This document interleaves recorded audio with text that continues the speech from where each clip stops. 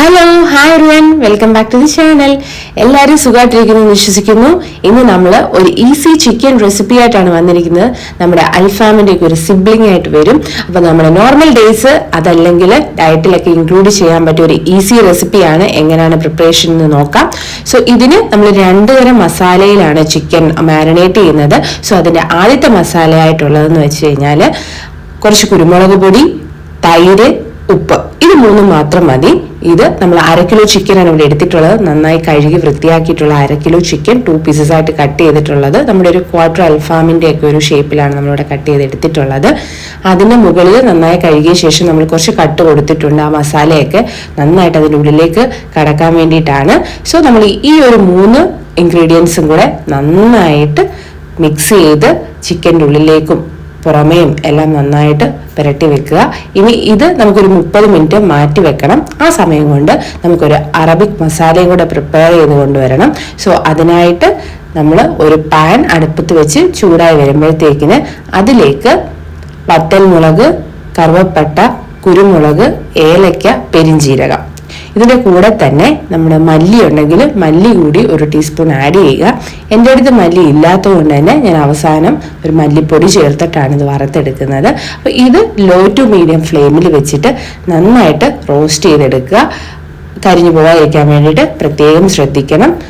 അത് കഴിഞ്ഞിട്ട് നമ്മുടെ ആ ഫ്ലെയിം ഒന്ന് ഓഫ് ആക്കുന്നതിന് തൊട്ട് മുന്നേ തന്നെ നമ്മൾ ജസ്റ്റ് മല്ലിപ്പൊടിയും കൂടെ ആഡ് ചെയ്തിട്ട് ഒന്ന് നന്നായിട്ട് മിക്സ് ചെയ്യുക. അന്നേരം തന്നെ നമ്മൾ എന്ത് ചെയ്യുക, വേറൊരു പാത്രത്തിലേക്ക് ഇത് മാറ്റുക. തണുത്ത ശേഷം നമുക്കിനി അത് അരച്ചെടുക്കണം. മിക്സി ജാറിലേക്ക് നമുക്ക് പകുതി തക്കാളി, പകുതി സവോള, ഇഞ്ചി, വെളുത്തുള്ളി, മല്ലിയില ഇത്രയും നമുക്ക് ആഡ് ചെയ്ത് കൊടുക്കണം. ഇത് ഏറ്റവും നല്ലത് നമ്മുടെ ചിക്കൻ്റെ ആ ഒരു സ്കിന്നോട് കൂടി ചെയ്യുന്നതാണ്. അപ്പോൾ നമ്മൾ ഈ ഡയറ്റിലൊക്കെ ആകുമ്പോൾ സ്കിന്നാണല്ലോ റിമൂവ് ചെയ്ത് കൊടുക്കുന്നത്. അപ്പോൾ നമ്മളിവിടെ സ്കിന്നൊക്കെ മാറ്റിയിട്ടുള്ള ചിക്കനാണ് എടുത്തിട്ടുള്ളത്. അപ്പം നമ്മൾ ഡയറ്റിലൊന്നും അല്ല, നിങ്ങൾ ഫ്രീ ആണെങ്കിൽ അങ്ങനെ നിങ്ങൾ പ്രിപ്പയർ ചെയ്യുന്നതും നല്ലതായിരിക്കും. അപ്പോൾ നമ്മൾ ഈ ഇൻഗ്രീഡിയൻസ് എല്ലാം ആഡ് ചെയ്ത ശേഷം ഇതിൻ്റെ കൂട്ടത്തിൽ നമ്മൾ ആ വറുത്ത് വെച്ചിട്ടുള്ള സ്പൈസസിൻ്റെ മിക്സറും കൂടെ ആഡ് ചെയ്ത് കൊടുക്കുവാണ്. ഇനി ഇതെല്ലാം കൂടെ ഇച്ചിരി കുറച്ച് ഉപ്പും കൂടെ ചേർത്ത് നന്നായിട്ട് ഗ്രൈൻഡ് ചെയ്തെടുക്കുക. ഞാൻ വെള്ളമൊന്നും ഒഴിച്ചിട്ടില്ല, തക്കാളിയൊക്കെ ഉള്ളതുകൊണ്ട് തന്നെ അല്ലാതെ തന്നെ ഇത് ഗ്രൈൻഡായി വരും. ഇതേ നമ്മുടെ 30 മിനിറ്റ് ഇരുന്ന ശേഷം നമ്മുടെ ചിക്കൻ ഇവിടെ ഉണ്ട്. അതിലേക്ക് നമ്മൾ ഈ അരച്ച് വെച്ചിട്ടുള്ള മസാലയും കൂടെ ചേർത്ത് കൊടുത്തിട്ട് ഒന്നും കൂടെ നന്നായിട്ട് ഈ ചിക്കൻ്റെ ഉള്ളിലോട്ടും എല്ലാം മിക്സ് ചെയ്ത് കൊടുക്കുക. ഒരു 8 മുതൽ 10 മണിക്കൂർ വരെയൊക്കെ ഇങ്ങനെ മാരിനേറ്റ് ചെയ്ത ചിക്കൻ വെക്കുന്നത് വളരെ നല്ലതാണ്. അപ്പം ഞാനിതിപ്പം രാവിലെ ചെയ്യുന്നതുകൊണ്ട് തന്നെ നമ്മളൊരു 3 മണിക്കൂർ 4 മണിക്കൂറേ വെച്ചുള്ളൂ. ഉച്ചയ്ക്ക് നമ്മളതിലെടുത്തു. ഫ്രിഡ്ജിൽ തന്നെ വെക്കാൻ വേണ്ടി ശ്രദ്ധിക്കുക, കൂടുതൽ അവേഴ്സ് നമ്മൾ മാരിനേറ്റ് ചെയ്ത് കീപ്പ് ചെയ്യുവാണെങ്കിൽ. അപ്പം ഇനി ഇതും നമുക്ക് എന്ത് ചെയ്യാം, ഒരു 3 to 4 മണിക്കൂർ ഫ്രിഡ്ജിൽ കീപ്പ് ചെയ്യുക. അതെ, നമ്മുടെ ചിക്കൻ സെറ്റായിട്ടുണ്ട്. നമ്മൾ ആ തേച്ച് വെച്ച മസാലയും എല്ലാം അതിൻ്റെ ഉള്ളിലോട്ടും എല്ലാമായിട്ട് നന്നായിട്ട് മാരിനേറ്റ് ചെയ്തിരിക്കുമായിരുന്നു ഇത്രയും നേരം. അപ്പം ഇന്ന് നമ്മൾ ചിക്കൻ ഗ്രില്ല് ചെയ്യുന്നത് ഓവനിലാണ്. സോ ഓവനിൽ നമ്മൾ പ്ലേറ്റെല്ലാം സെറ്റ് ചെയ്തു. ഇതിലേക്ക് ഈ ഒരു റെസിപ്പിയുടെ ഏറ്റവും വലിയ പ്രത്യേകത നമ്മൾ 0 ഓയിൽ റെസിപ്പിയാണ്. ഒരു തുള്ളി ഓയിൽ പോലും നമ്മൾ എങ്ങും യൂസ് ചെയ്യുന്നില്ല. അപ്പം ഓവനിൽ എസ്പെഷ്യലി നമ്മൾ വെക്കുമ്പോൾ ഉള്ള ഏറ്റവും വലിയ അഡ്വാൻറ്റേജ് നമ്മൾ ഈ ഓയിലിൻ്റെ കംപ്ലീറ്റ്ലി അവോയ്ഡ് ചെയ്യുകയാണ്.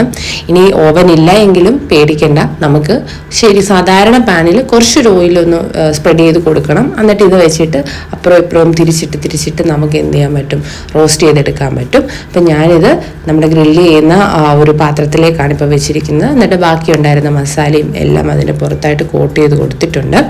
ഇനി നമുക്ക് കുറച്ച് കളറൊക്കെ വേണമെങ്കിൽ നമുക്ക് എന്ത് ചെയ്യാൻ പറ്റും, ആർട്ടിഫിഷ്യൽ കളേഴ്സ് ആഡ് ചെയ്യുക. അപ്പം ഞാനിവിടെ കളർ പ്രിഫർ ചെയ്യല്ല, കുഞ്ഞും കഴിക്കുന്നതുകൊണ്ട് തന്നെ. ഇനി എന്ത് ചെയ്യുക, നമ്മൾ ഓവനിലോട്ട് വെക്കുകയാണ്. നമുക്കിവിടെ മോർഫി റിച്ച് ആൻഡ് ഓവനാണ് നമ്മൾ യൂസ് ചെയ്യുന്നത്. ഓവനിൽ തന്നെ നമുക്ക് ഓപ്ഷൻസ് അവൈലബിൾ ആയിരിക്കും, പലതരം ഐറ്റംസ് കുക്ക് ചെയ്യുന്നതിനുള്ളത്. അപ്പം ഇതിൽ A10 എന്ന് പറയുന്ന ഒരു ഓപ്ഷൻ അവൈലബിൾ ആണ്. നമ്മൾ അതിൽ സെറ്റ് ചെയ്യുമ്പോഴത്തേന് ഓൾറെഡി ചിക്കൻ വേവുന്നതിനുള്ള ടൈം അതിൽ കാണിക്കും. 35 മിനിറ്റ് ആണ് ഇതിൽ കാണിച്ചിട്ടുള്ളത്. അപ്പോൾ നമ്മൾ പകുതി നേരം ഒരു സൈഡ് കുക്ക് ചെയ്തെടുക്കും.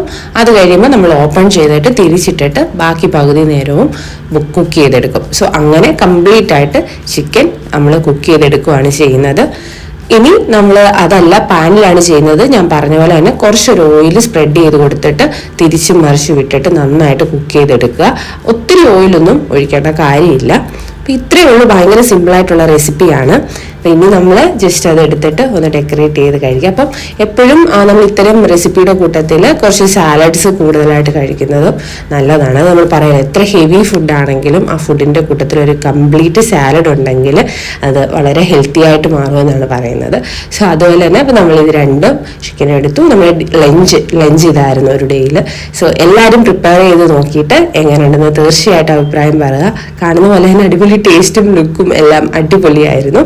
സോ ഈ 0 ഓയിൽ റെസിപ്പി നിങ്ങൾക്ക് ഇഷ്ടപ്പെട്ടിട്ടുണ്ടെങ്കിൽ തീർച്ചയായും ലൈക്കും ഷെയറും കമൻറ്റും ചെയ്യാൻ മറക്കരുത്. സോ നെക്സ്റ്റ് വീഡിയോ കാണുന്നവരെ thank you guys, bye bye.